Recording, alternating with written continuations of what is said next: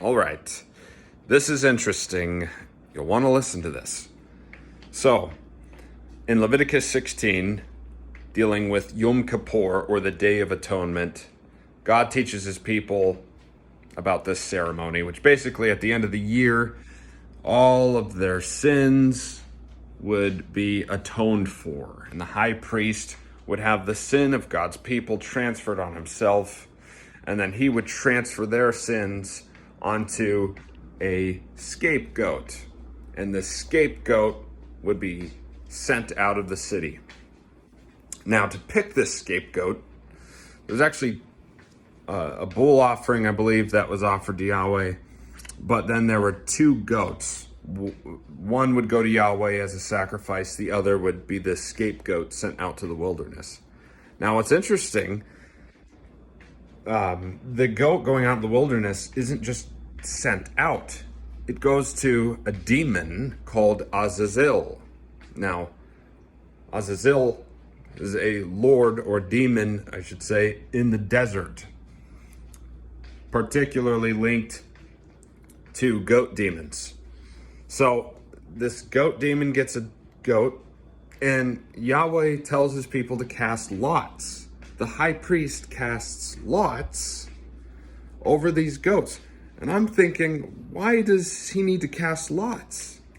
Just pick a goat for Yahweh and pick one for Azazel. Because at the end of the day, Azazel is still getting a goat covered with all the filth and sins of God's people.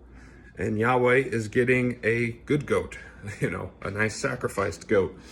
So what's the point? For what I think is going on here, I think Yahweh is showing that no matter how the lots fall, he's the sovereign. His will isn't thwarted.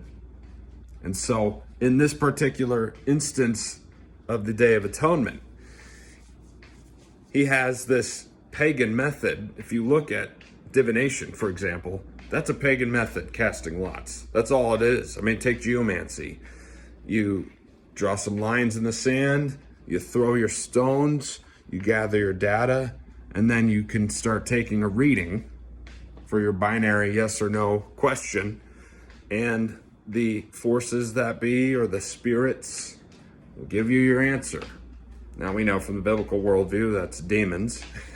So anyways, Yahweh says in this case it's okay to do casting lots, and at the end result, Azazel still gets a filthy covered goat. It's like a mockery of the demons that's going on here. Picture it this way. Yahweh gets this Oreo cookie that's dunked in milk, and he gets to enjoy that, and it tastes so good.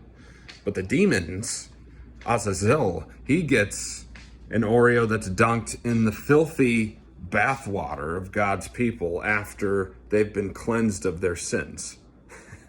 So it's like, here, take this platter with this filthy Oreo on it. That's yours. And oftentimes they wouldn't just walk it out of the city. They would chuck it off a cliff for Azazel because they don't want their sins wandering back into the city, right? They don't want this goat wandering back into the city. So what's also interesting is there is a burnt offering outside of the city. Yahweh tells his people to take the skin in the flesh and the dung of the animals that were sacrificed to him. Take sort of the remains, right? Not the good parts.